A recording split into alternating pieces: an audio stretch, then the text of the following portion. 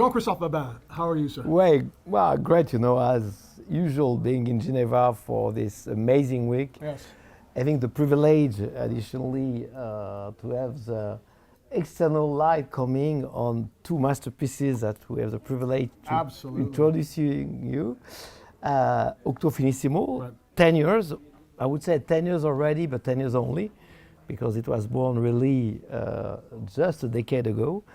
And today it's a ninth consecutive or virtual consecutive record, plus a further evolution of the last record of 2022, which was the Octo Finissimo Ultra, born in titanium, and further evolved this year in platinum. But maybe we could start, if you wish, with the newest one. Let's do it. I mean, honestly, I was so happy to be invited to the launch of this watch back in 2022. And when you achieved the first Ultra, which was the world's thinnest mechanical watch of all time at 1.8 mm in thickness, it blew my mind. However, it was also challenged by other brands in terms of the record. However, if I may go on the record, I would like to say that I feel the Ultra, the previous Ultra, was still the world's thinnest mechanical watch because it's the only watch in that category that actually is using an integrated crown to wind it and to set it. Which, as well. which you can see Yes. and touch, on the side, because you can, on the one hand, you set up time, Yes. and on the other hand, you just rewind the barrel. Amazing. So, the user friendliness of this watch is even simpler than most mechanical watches. Incredible. Whereas, as you're right, some other thin watches require some tooling or artifact, which obviously makes them beautiful watches, but not autonomous. No, This not at watch, all. you can carry it as it is, wherever you want. You can change time zone if you travel. You can recharge a barrel, even though, it's 60 hours, so it's quite a good power Great reserve. power reserve. So the Ultra indeed ever kept the record, let's say, I would say, of thinnest ever commercial watch. But this time we've decided to go one step further, not only making it thinner. Wow. Thinner was more an eternal pride, that in absolute thinness we want to be the best. But where we have really raised the bar, and this is really, I think, the new frontier, is that the first ever ultra-thin watch, which is COSC. I love that. That's so cool. Yeah, and this, has taken much more to us in terms of re-engineering the Octo Finissimo Ultra than just gaining 1/10 of a millimeter. Mm-hmm. The 1/10 has been a change by itself, Right. because when you get to such a thinness, obviously 1/10 less requires a rethinking of the components of the chain. But then, to get the COSC, we had to rework each and every single component so that there is a perfect match between the technical design and the ultra small parts. And we have more than 160 parts inside, so I can imagine, because to get to the COSC accuracy, only this perfect matching, which on a normal watch is already difficult to achieve, on an ultra-thin watch is hugely difficult. And we made it, and this is for me the best achievement of my watchmaking team ever. It's incredible, honestly.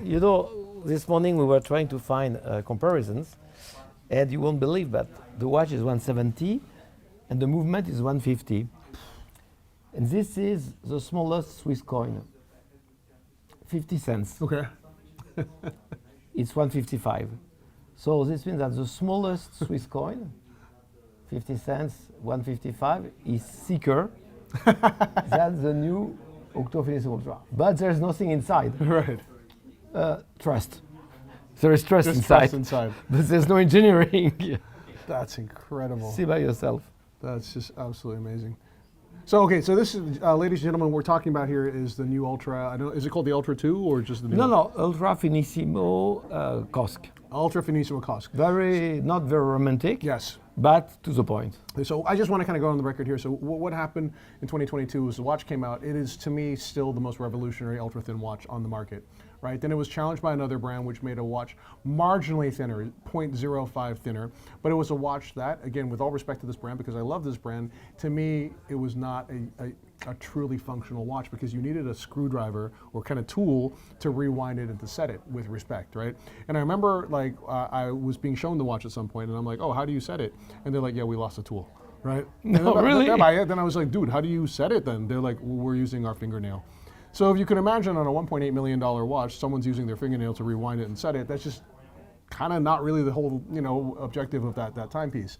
But nonetheless, with respect to that other brand and to everyone else that's coming into this category, Bulgari said, that's fine.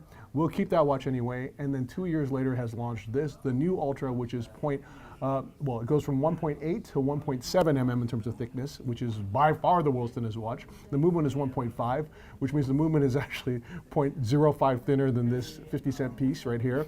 And on top of that, which is truly insane, it is COS certified. And COS, as you guys know, Control Official Suisse de Chronomètre, is an independent body that certifies watches as chronometers, which is -4 + 6 seconds per day in terms of accuracy in multiple positions and with different thermal variations as well. And that is truly incredible. Jean-Christophe Babin, I'm going to go on record, this is one of the greatest achievements of all time. Thank you, Wei, because this, makes the Finissimo Ultra a daily watch. But because yes, when you are COS certified, you are a daily watch. There's not even discussion about it. first of all, the COS certification absolutely is a daily watch. Second of all, it's the only watch in its category to ever conceptualize having a bracelet, right? And this bracelet... The bracelet itself, believe me, is very complex because to match the thinness of the case, obviously the bracelet has a lot more tractions. Right. And also thanks to the patent, because we have this buckle patent where the buckle really fits perfectly within the bracelet, so the buckle doesn't add any thickness. So it's really 360 degrees thin at the same 1.70. I absolutely love it. You said you worked on some of the different components to make it thinner. The first thing I see is that the barrel doesn't have the QR code anymore. Yeah, we have moved to the data matrix, which you find now on the back. Okay. It's a bit smaller. Here you can see it. Right.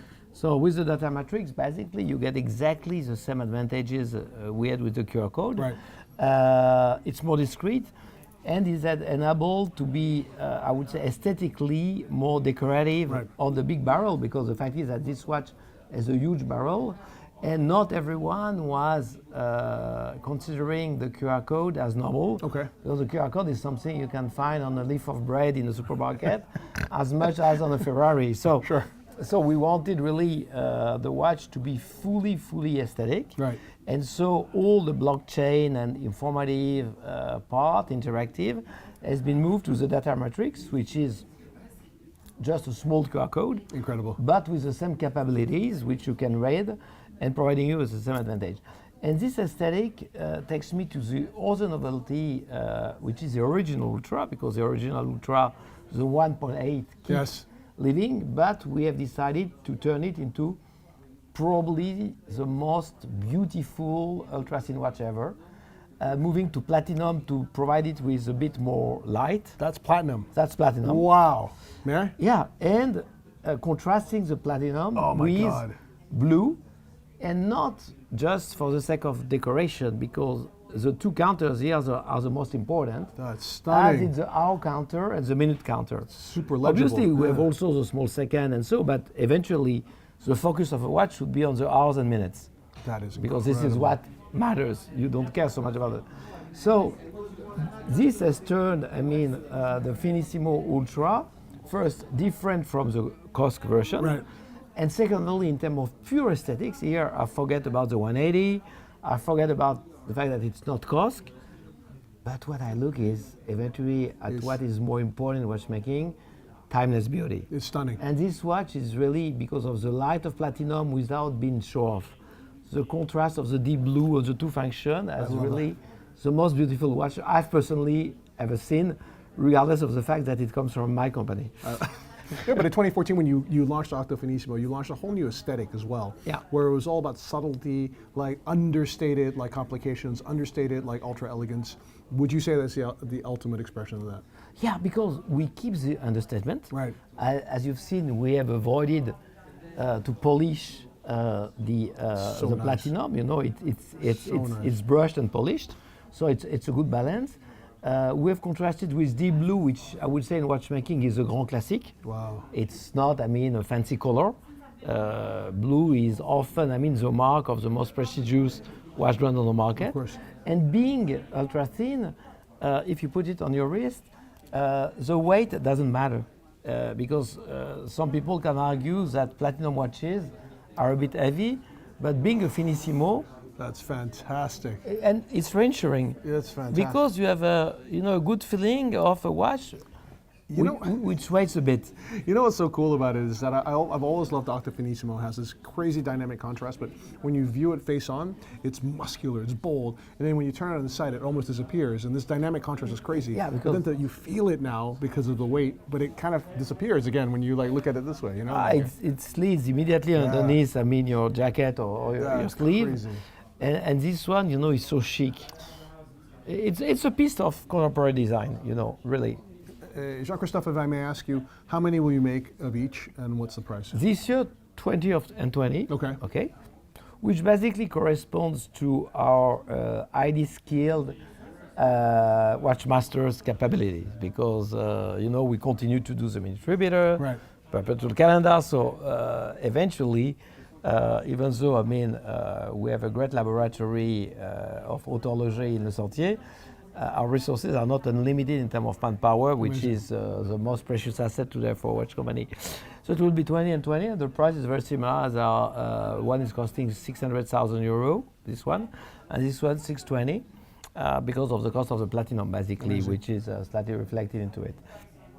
Jean-Christophe Babin, it's only the beginning of Watches and Wonders. Already my mind is blown. You've achieved something incredible for the 10th anniversary of the Octo Finissimo. You are the man. Well done, sir. Well, you have revolutionized watchmaking with your magazine. Thank you very We're much. trying to do it with watches which fit into your magazine. You're very kind, sir. Thank you very much. Cheers, guys. Cheers.